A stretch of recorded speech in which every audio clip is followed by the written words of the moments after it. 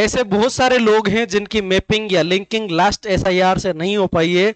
It means जिनका खुद का फादर, मदर, ग्रैंडफादर, ग्रैंडमदर किसी का नाम लास्ट एसआईआर में नहीं है। ऐसी कंडीशन में उनका क्या होगा? क्या उनका वोट बचेगा या वोट जाएगा, या कोई बीच का रास्ता है?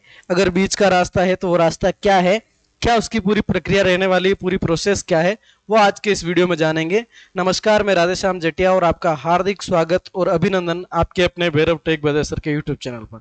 साथियों, आपकी कोई भी क्वेरी हो, कोई भी परेशानी हो, जनरलाइज परेशानी है तो आप कमेंट बॉक्स में डाल सकते हैं। कोई स्पेशल केस है तो मैंने आप लोगों को पहले ही बताया है कि आप YouTube पर इस चैनल के वीडियोस सेक्शन के अंदर जाएंगे। वीडियोस सेक्शन में मैंने मेंबर्स ओनली में एक वीडियो डाल रखा है। मेंबर्स ओनली में एक वीडियो डाल रखा है जिसमें मैंने अपने व्हाट्सअप नंबर शेयर किए हैं। यहाँ पर मेंबर्स ओनली पर आप क्लिक करेंगे तो यहाँ से आपको मेरे व्हाट्सअप नंबर मिल जाएंगे। सीधा आप वहाँ पर मेरे से बात कर सकते हैं, आपकी प्रॉब्लम शेयर कर सकते हैं।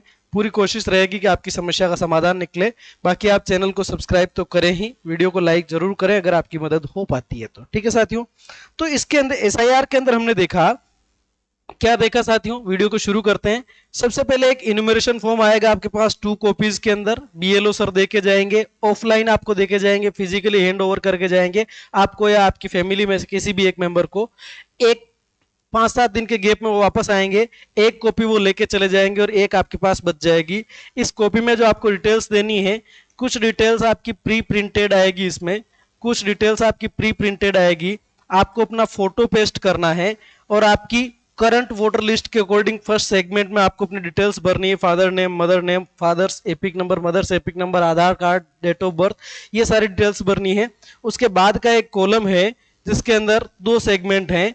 अगर आपका खुद का नाम लास्ट एसआईआर में है तो आपको ये कॉलम भरना है, लेफ्ट साइड वाला, और अगर आपके किसी रिलेटिव का नाम लास्ट एसआईआर में है तो आपको ये कॉलम भरना है।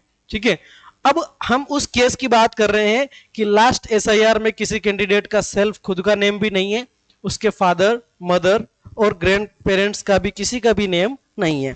ऐसी दशा में क्या होगा साथियों? तो ऐसी दशा में जो रास्ता है वो रास्ता है आपका नोटिस। ऐसी कंडीशन में ड्राफ्ट रोल पब्लिश होगा और उस ड्राफ्ट रोल में आप मैपिंग कर पाए हैं या नहीं कर पाए हैं। मैपिंग अगर नहीं हुई है तो उसको आप खाली छोड़ रहे हैं, या अपने किसी क्लोजेस्ट रिलेटिव के साथ उसको आप मैप कर रहे हैं। ठीक है, या तो आप खाली, भैया आपके पास ऑप्शन क्या है? खुद का, फादर का, मदर का, ग्रैंडफादर का और इसको गर्लफ्रेंड मत समझना है ना। इनमें से किसी एक का नाम लास्ट एसआईआर में होना चाहिए।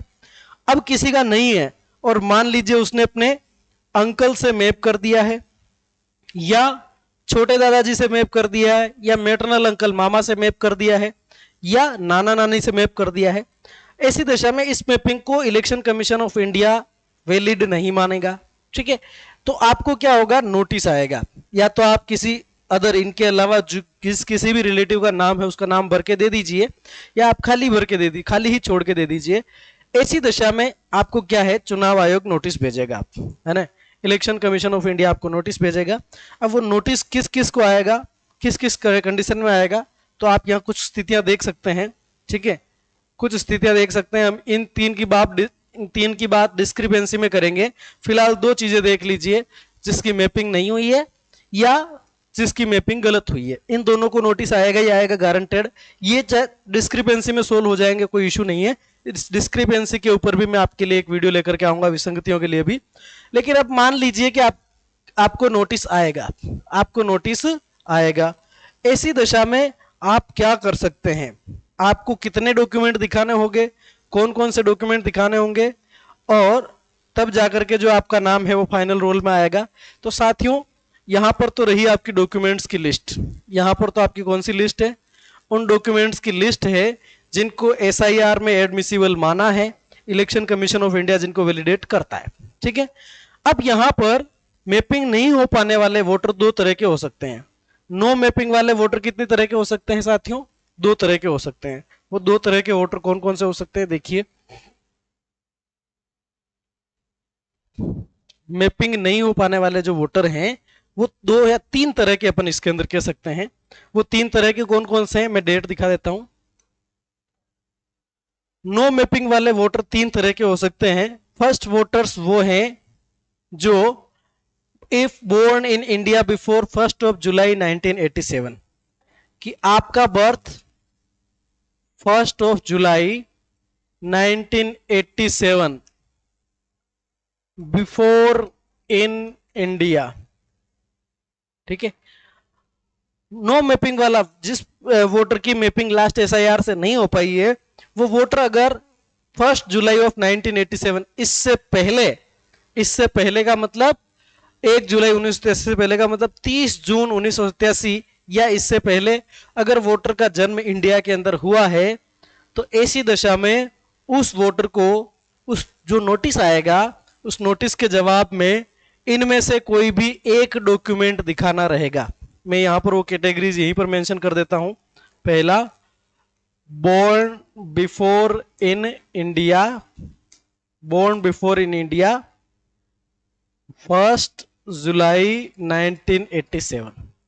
इस कैटेगरी के जो वोटर हैं, उनकी अगर मैपिंग लास्ट एसआईआर से नहीं हो पाती है, तो उनको इन सभी डॉक्यूमेंट्स में से कोई भी एक डॉक्यूमेंट शो करना होगा नोटिस के जवाब में। कोई भी एक डॉक्यूमेंट, और वो डॉक्यूमेंट कैसा होना चाहिए? वो डॉक्यूमेंट ऐसा होना चाहिए जो उस वोटर का प्लेस ऑफ बर्थ या डेट ऑफ बर्थ, इन दोनों को वेरीफाई करता हो। या तो जन्म तिथि को वेरीफाई करता हो या जन्म स्थान को वेरीफाई करता हो, ऐसा कोई भी डॉक्यूमेंट होना चाहिए। और निश्चित रूप से इन डॉक्यूमेंट्स के अंदर जन्म स्थान भी लिखा होता है, जन्म तारीख भी होती है। किसी डॉक्यूमेंट में मान लीजिए जन्म तारीख नहीं होती है, तो जन्म स्थान लिखा ही होता है, क्योंकि डॉक्यूमेंट के ऊपर पूरा एड्रेस आता है जिसमें आपके जन्म स्थान, जिला, राज्य, देश, पिन कोड, ये सारी चीजें होती है। इसका मतलब क्या हुआ? 1 जुलाई 1987 से पहले जन्मे हुए वोटर को इनमें से कोई सा भी एक डॉक्यूमेंट शो करना होगा, ठीक है। दूसरी कैटेगरी में वो वोटर आ जाएंगे जिनका जन्म 1 जुलाई 1987 से लेकर 2 दिसंबर 2004 तक हुआ है। 2 दिसंबर 2004, 2 दिसंबर 2004।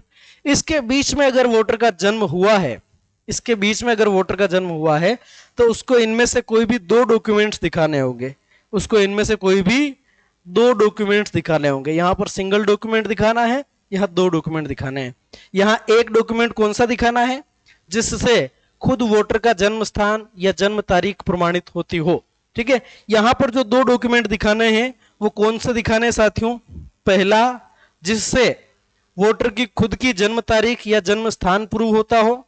दूसरा, वो डॉक्यूमेंट दिखाना है जिससे उसकी मदर या फादर, दोनों में से कोई एक की जन्म स्थान या जन्म तारीख प्रूव होती हो, ठीक है।